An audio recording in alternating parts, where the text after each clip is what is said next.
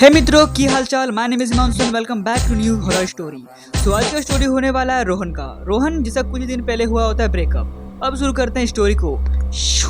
रोहन का हुआ होता है ब्रेकअप। रोहन बहुत बुरी तरह से रो रहा था। रोहन का दिमाग बिल्कुल खत्म हो चुका था यार। वो उस बंदी के पीछे पागल हो चुका था। उसके जाने के बाद ये रोहन बहुत रोता है, मतलब बहुत ही रोता है। उसके दोस्त समझाता है भाई मत रो, वो काट के चली गई तेरा।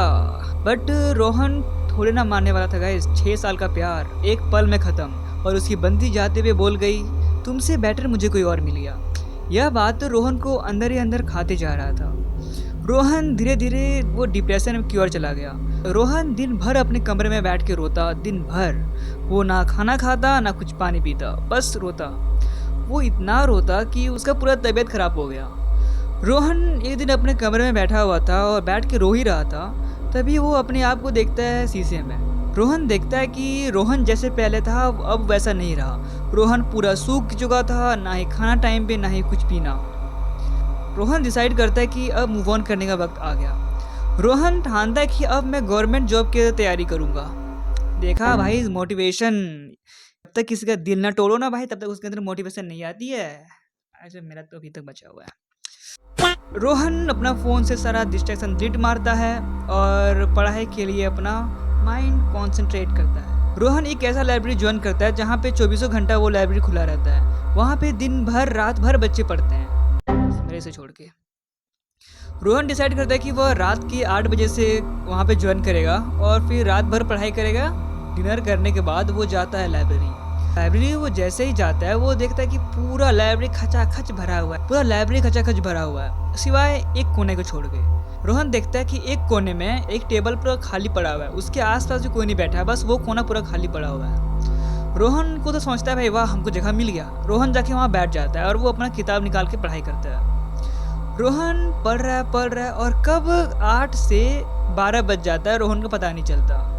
भाई ऐसा कॉन्सेंट्रेशन तो मुझे नहीं आता, पता नहीं क्यों। रोहन देखता है कि 12 बजे के बाद लाइब्रेरी के बहुत सारे बच्चे अब वापस जाने लगे घर। रोहन सोचता है कि अरे यार टाइम हो गया, रात हो गया, घर जाने दे यार, क्या फर्क पड़ता है। रोहन अपना पढ़ाई कर रहा है। पढ़ाई करते करते टाइम होता है 1 बज जाता है रात के। तभी एक सुंदर सी लड़की एंट्री करती है जिसके खुले खुले बाल थे और बहुत सुंदर थी यार। और वो लाल कपड़े पहने हुए थे यार और वो बहुत सुंदर थी। रोहन उतना कुछ ध्यान देता नहीं है, बस वो एक झलक देखता है और वापस अपना बुक में घुस जाता है। वो लड़की सीधा आके रोहन के पास आके बैठ जाती है और वो सर झुका के रोने लगती है। रो रही है।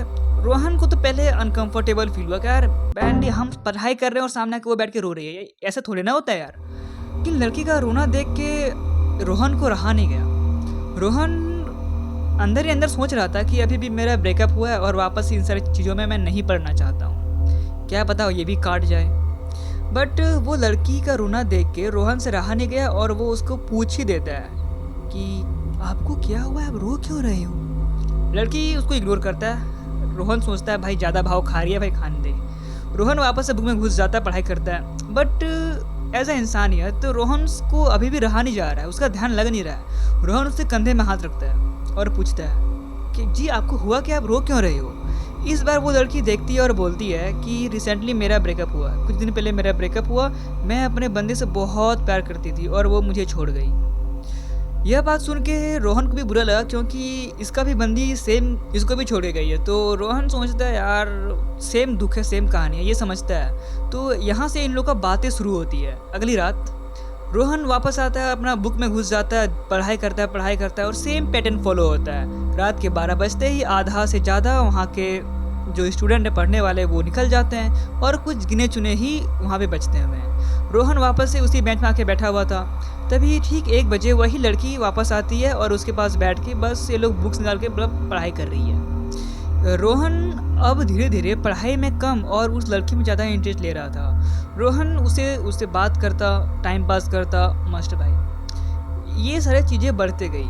उसके नेक्स्ट रात, फिर रात, अगली रात, ऐसे करते करते रोहन और इसमें बहुत अच्छा बॉन्डिंग बन गया और अच्छा से लोग बातें करने लगा। रोहन के ब्रेकअप हुए 2 महीना भी नहीं हुआ है और यहाँ पे देखो क्या कर रहा है। रोहन अब सोचता है कि अब अपने दिल की बात बोल देना चाहिए। हाँ, रोहन उस लड़की के लिए प्यार उसका दिल में आ गया था। रोहन बोलता है यार अब प्रपोज नहीं किया तो फिर कब किया। रात को रोहन लाइब्रेरी जाने से पहले मस्त रेडी होता है, परफ्यूम स्प्रे करता है, फूल लगाता है, अपना मतलब फूल लगाता नहीं, फूल लेता है। रोहन इस बार डिसाइड कर चुका था कि आज को कंफर्म बताना है, उसे प्रपोज करना ही है।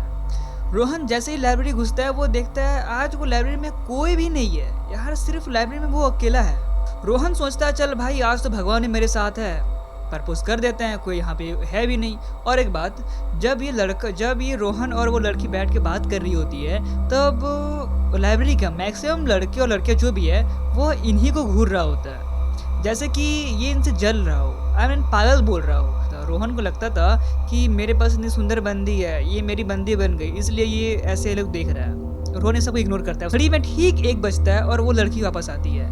रोहन अभी देख रहा होता है, रोहन धीरे धीरे ये सारी चीज़ों को नोटिस कर ही चुका था कि ये लड़की सिर्फ 1 बजे आती है। और एक ज़रूरी बात कि वह लड़की सिर्फ लाल ड्रेस में ही आती थी, मतलब वो जो ड्रेस पहनती थी बस उसी में आती थी, वो चेंज नहीं करती थी। रोहन को भाई इन सबको भाई इग्नोर किया और बोला कि यार छोड़ना, बंदी अपनी है तो अब क्या। लड़की आती है, उसके पास बैठती है और रोहन धीरे धीरे उससे बातें शुरू करती है और धीरे धीरे वह बोलती है, आई मीन वो रोहन बोलता है, मैं ना तुमको अब पसंद करने लगा हूँ, मैं तुमसे प्यार करता हूँ, क्या तुम मुझसे शादी करोगी, क्या तुम मुझसे शादी करोगी।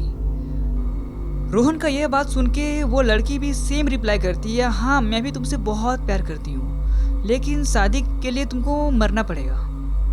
यह बात सुन के गाइस रोहन का फट के 64 हो जाता है। रोहन बोलता है मजाक कर रही हो ना, ऐसा मजाक मत करो, मेरा दिल घबराता है, अभी तक तो बंदा शेर बन रहा था लेकिन अब इसका फटना शुरू हो चुका है। रोहन बोलता है मजाक मना करो, लेकिन वो लड़की बोलती है नहीं मैं मजाक नहीं कर रही हूँ, अगर तुमको मुझे शादी करना है तो तुमको मरना पड़ेगा। हाँ हाँ तुम एक काम करो, मैं तुमको मार देती हूँ और फिर हम लोग साथ में रहेंगे।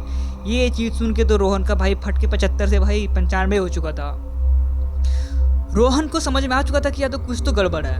अब वो लड़की धीरे धीरे अपने ओरिजिनल रूप में आती है। उस लड़की का आंखें पूरा ब्लैक हो चुकी थी, जैसे यहाँ पे आंखें नहीं एक काला गड्ढा हो, वायर पर गड्ढा हो चुका हो, ऐसे आंखें बन चुकी थी और उसका बाल धीरे धीरे हवा में तैर रही हो, ऐसे उसको फील हो रहा था। और एक गाइस मुझे यहाँ पे रोहन जो देखता है उसको अपने आंखों में विश्वास नहीं होता कि एक्चुअली मेरे सामने क्या है, ये मेरे साथ क्या हो रखी है, मैं सपना तो नहीं देख रहा हूँ। जैसे ही रोहन के दिमाग में ये सारी चीज़ें प्रोसेस होता है, रोहन को समझ में आ चुका था कि अब मेरा भाई फटके 75 हो चुका है, मुझे यहाँ से एस्केप करना पड़ेगा।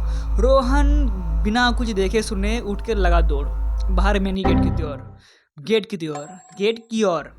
रोहन भाग रहा है बट वो उसका स्पीड यार स्लो है भाई, वो मतलब एक ही जगह पे वो भाग रहा है बस भाई, वो कछुए की रफ्तार में भाई भाग रहा है, इतना स्लो भाग रहा है वो। और वो लड़की कंटिन्यूसली उसे कानों में बोले जा रही है, हाँ तुम मेरे से शादी कर लो, मैं तुमको मार देती हूँ, फिर हम लोग साथ में रहेंगे। अबे मेरे डॉगी क्यों चिल्ला रहा है।